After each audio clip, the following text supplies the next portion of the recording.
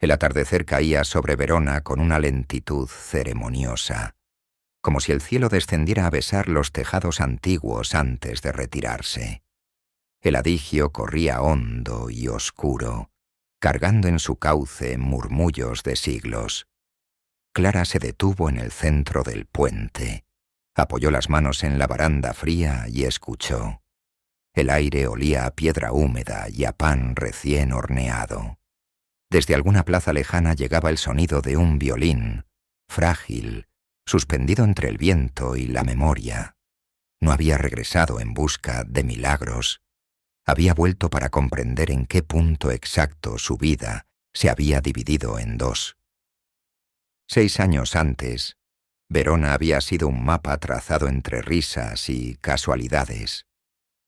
Clara había llegado como traductora para un festival de literatura, perdida entre las callejuelas donde los balcones escribían sombras sobre las paredes como versos antiguos.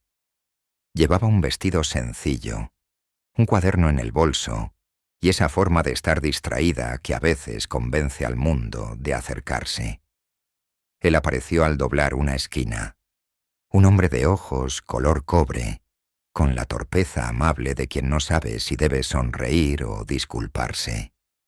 Marco era restaurador de arte, con las manos marcadas por pigmentos y tiempo. Se conocieron de la manera más absurda. Clara tropezó con un cubo de cal junto a la entrada lateral de una iglesia, y Marco la sostuvo antes de que cayera. Rieron, sorprendidos, y en esa risa breve nació algo sin nombre, como una promesa que aún no sabía que existía. Una llovizna ligera empezó a caer. Compartieron un paraguas demasiado pequeño y un café demasiado amargo bajo un toldo estrecho. Él le enseñó una Verona que no figuraba en las postales, las piedras rojas que parecían guardar respiraciones antiguas, las grietas donde asomaban flores diminutas, un taller estrecho donde un reloj roto marcaba la hora de nadie. El taller pertenecía a Signor Bellini, un viejo artesano de manos temblorosas y ojos agrandados por los lentes. Nada se pierde del todo, dijo sin levantar la vista.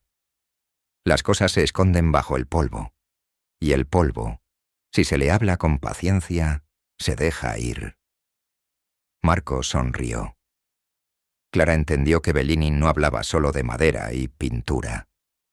Los días comenzaron a ordenarse en torno a pequeños ritos. Una nota doblada bajo la taza, un retrato en carboncillo, un domingo de lluvia. Una sopa caliente compartida mientras la ciudad parecía dormirse detrás del cristal. En la trattoria de Julia encontraban un refugio. Ella les guardaba siempre la mesa junto a la ventana. La felicidad, decía Julia repartiendo pan, es poner la mesa todos los días. Por las noches, al borde del río, un violinista alto y delgado tocaba una melodía sin nombre. A veces lo hacía con los ojos cerrados, otras con esa humedad contenida que no son lágrimas, sino recuerdos.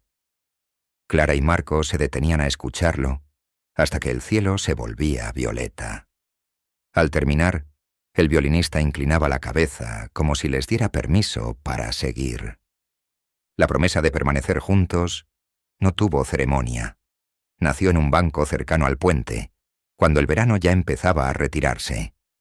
Aunque cambie el tiempo, dijo él. Aunque el amor cambie de forma, respondió ella. El banco crujió, el río respiró, y la promesa se quedó flotando en el aire tibio. La llamada los tomó por sorpresa. La madre de Clara estaba enferma.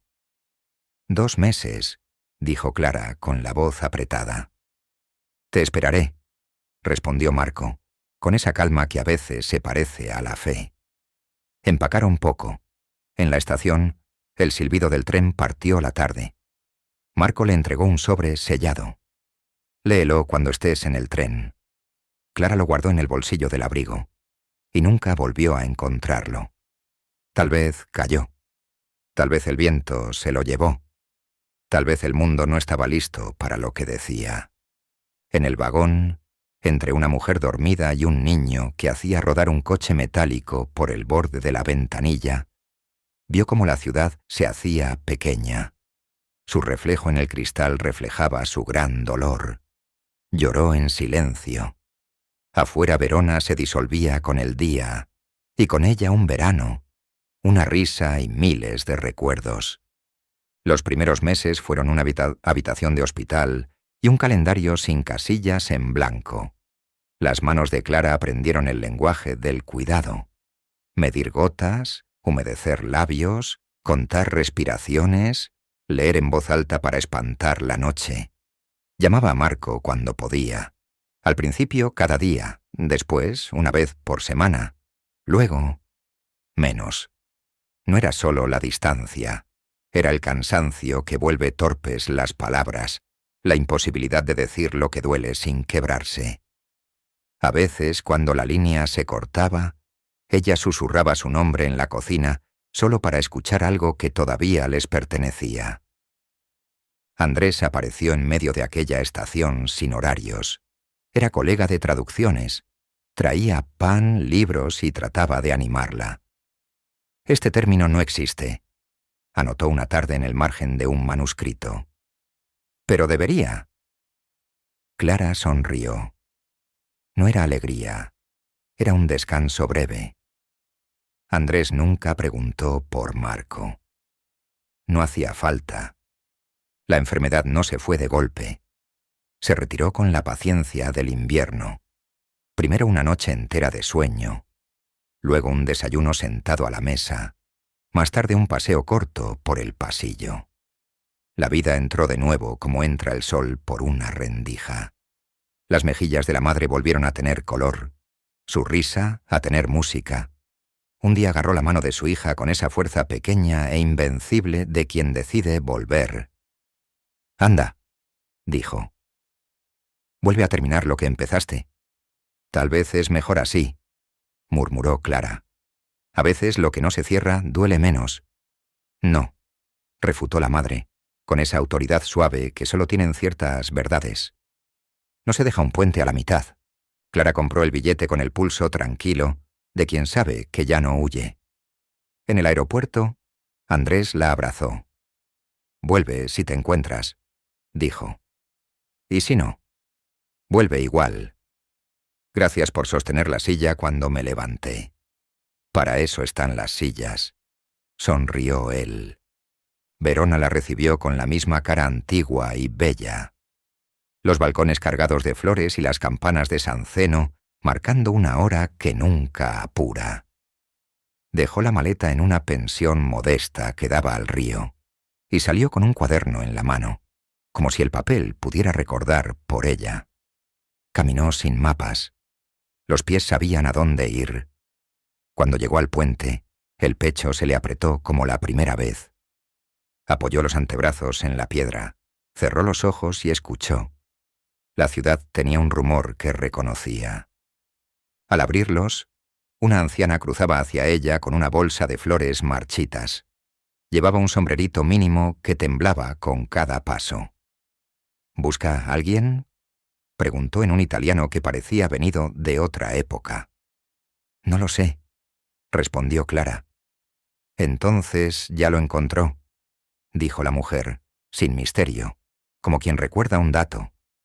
Sacó de la bolsa una rosa de papel, hecha con una página de periódico, y se la puso en la mano. Para la suerte y para la memoria. En un pétalo escrito con tinta azul, leyó una palabra. Ritorno. Cuando por fin alzó la vista, la mujer ya no estaba. El violín volvió como un hilo de agua. La misma melodía. No idéntica. Respiraba distinto. Clara sintió un golpe suave en el pecho. Escuchó pasos a su espalda, firmes y serenos. Se dio la vuelta. Marco estaba a unos metros, con un boceto enrollado bajo el brazo. El cabello más oscuro, pero un rastro de gris en las sienes. Las manos manchadas con ese color que adoptan las cosas que se aman mucho tiempo. Los años lo habían vuelto más hondo, más sencillo. Los ojos seguían siendo de cobre. Pensé que te había inventado, dijo ella casi en un susurro. Él dejó escapar una risa que no llegó a ser sonrisa. Te busqué, respondió. En cada pared que restauré. Algo se deshizo dentro de Clara. Ambos sonrieron y el mundo reanudó su movimiento. Caminaron sin prisa, como si la velocidad pudiera quebrar la delicadeza de lo recobrado. Verona era como un catálogo antiguo. El olor a castañas, el rumor de los pasos, la luz que se posaba sobre los muros. Marco la condujo hasta una iglesia pequeña donde trabajaba. Los andamios parecían escaleras a un cielo descolorido. El aire olía a trementina y cal. «Aquí», dijo. «Mira». Retiró con cuidado una gasa de una sección del muro. Debajo, el azul aparecía limpio como una respiración recién nacida. «A veces hay que quitar lo que no pertenece», explicó, «para encontrar lo que todavía respira». Clara lo miró con ternura y dijo, «Sé que no te refieres al muro». La tarde se fue plegando y acabaron, sin planearlo, en la mesa de siempre de la trattoria de Giulia. El papel tapiz era otro, la risa la misma. «La sopa sigue curando», anunció Giulia, apoyando la mano en la cadera. Comieron despacio, como si cada cuchara fuera una tregua. El silencio entre ellos ya no raspaba, envolvía. En la plaza, un artista dibujaba retratos en carboncillo. Les hizo un gesto. Se sentaron juntos, hombro con hombro. El hombre dibujó sin prisa, dejando que la sombra y la luz se pusieran de acuerdo. Al final les mostró el papel. Eran ellos, un poco más mayores, un poco más verdaderos. Bajo el reflejo del puente había escrito en letra mínima: «Ritorno». Clara sonrió con los ojos húmedos. Marco buscó en su bolso y sacó un sobre envejecido por los bordes. Esto era tuyo. Clara dejó de respirar. ¿Cómo? Un trabajador del tren lo encontró. Se lo dio a Bellini. Él lo guardó. Clara abrió el sobre con un cuidado que parecía sagrado. La tinta había cedido al tiempo sin rendirse del todo. Leyó: «Si te vas, seré el puente. Si olvidas, seré el agua. Si regresas, seré la orilla». Apoyó la hoja contra el pecho, y la ciudad pareció volverse un poco más quieta. El taller de Bellini olía a barniz, madera y una forma antigua de paciencia. El hombre alzó la vista por encima de los lentes y sonrió. «Algunas restauraciones tardan», dijo, «pero cuando terminan, todo respira mejor». Le mostró un marco cuarteado. «Si rellenas demasiado las grietas, la historia desaparece». Rieron. Por un momento, el tiempo se volvió un cuarto luminoso donde nada dolía. Esa noche volvieron al río. Las lámparas hacían del agua un hilo de oro. Marco miró sus manos como quien lee una carta. «No estaba enojado», dijo. «Tenía miedo. De perderte, de no saber qué hacer con lo que quedaba si te perdía». «Yo tampoco estaba enojada», respondió ella. «Solo cansada. Escribía y rompía. No encontraba la forma de decirte las cosas importantes». Él le tomó la mano. El perdón no hizo ruido. Ya estaba allí. A la mañana siguiente hablaron de cosas diminutas. Caminar el domingo, pasar por el taller de Bellini, probar la sopa de setas de Giulia. Acordaron que el futuro no necesita himnos. Alcanza con gestos que caben en los bolsillos. Con la recuperación de su madre, Clara había aprendido a medir el tiempo de otra manera. Empezó a escribir páginas que no traducían a nadie. Relatos breves de cocinas, manos, lluvias. Le mandó algunos a Andrés, que respondió con correcciones suaves y bromas de oficio. «Te leo con el café», decía. «Te contesto con la segunda taza». La casa de su madre volvió a ser un hogar. Las plantas sobrevivieron al invierno. En el cuaderno de Clara, Verona convivía con ese patio y su sombra de limonero.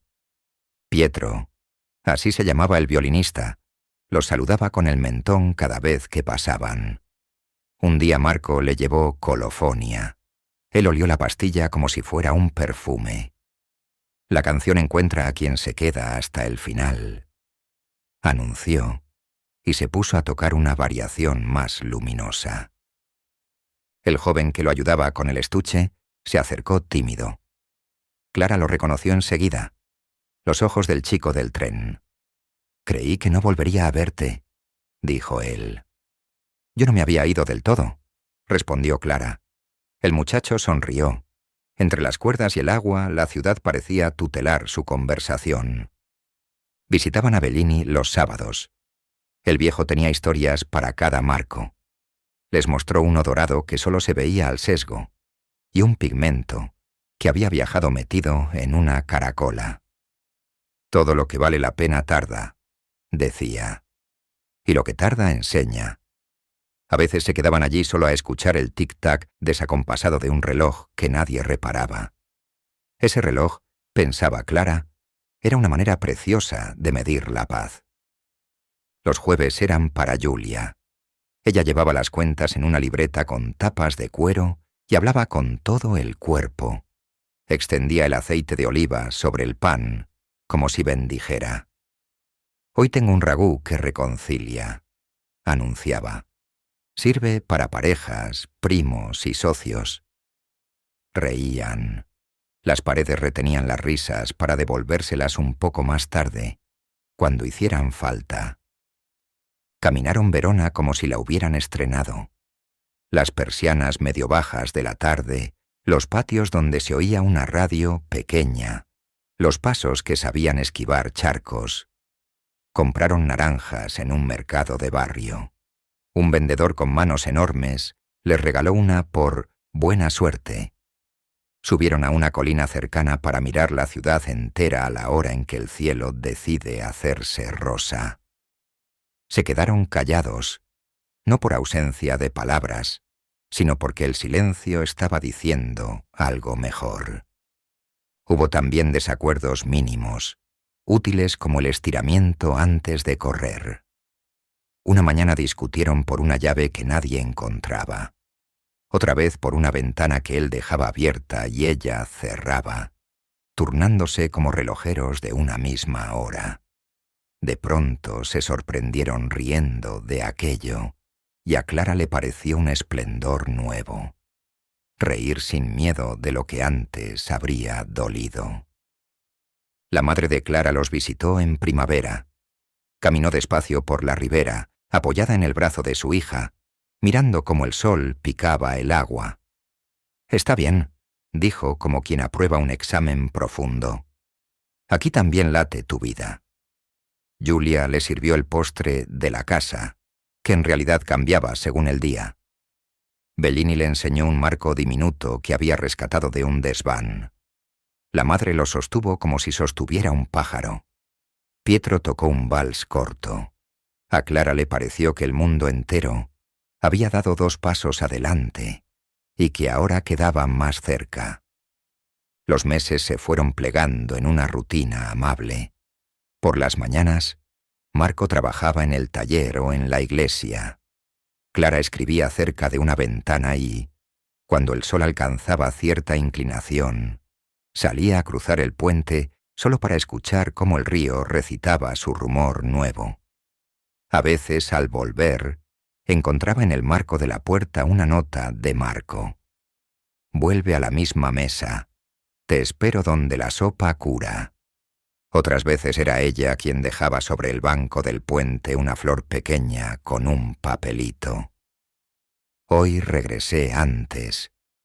Te debo una historia». Una tarde de verano, la ciudad olía a duraznos. Fueron a ver una exposición de pintura en un claustro.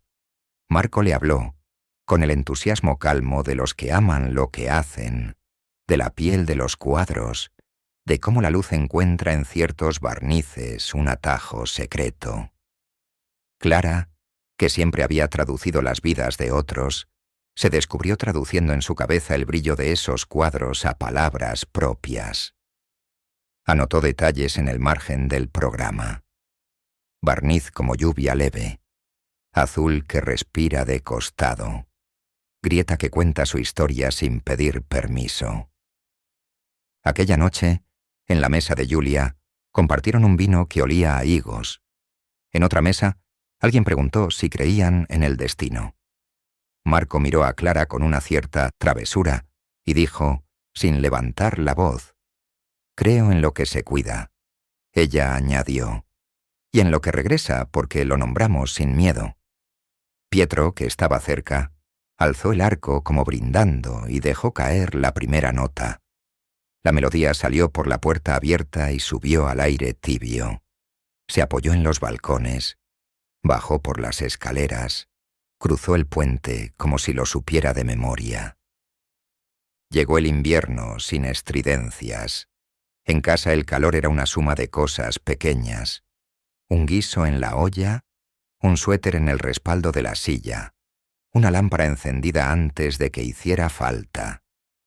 El reloj de Bellini seguía latiendo fuera de hora en un rincón, como si se hubiera propuesto ser fiel a otra geografía del tiempo. A veces discutían, claro, pero el desacuerdo tenía bordes redondeados. Aprendieron a decir «lo siento», como quien ofrece agua. Aprendieron a escuchar «lo siento», como quien la recibe. Una mañana de enero volvieron al puente. El sol bajo convirtió el río en una cinta de oro tenue que no deslumbraba. Acompañaba.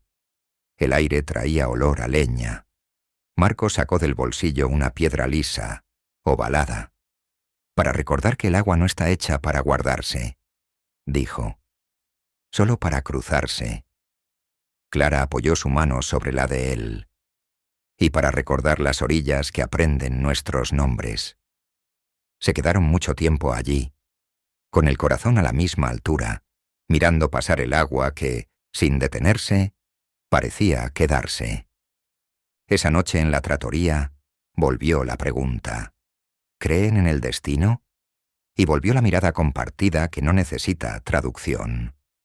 «Creemos en lo que perdura», dijo Marco. «Y en lo que encuentra el camino cuando dejamos de escondernos», dijo Clara. Pietro tocó una melodía distinta, recién nacida. Era la misma de siempre, pero con una luz nueva adentro. Y Verona, afuera, se encendió como una habitación donde alguien vuelve. El eco del puente recorrió la ciudad. Quedó en las piedras, en la baranda donde tantas manos habían pensado, en el banco que aún crujía, en la orilla donde los pasos aprendían a decir «aquí». Y porque toda promesa verdadera resuena, el puente devolvió su historia una vez más, no como pena, sino como promesa cumplida.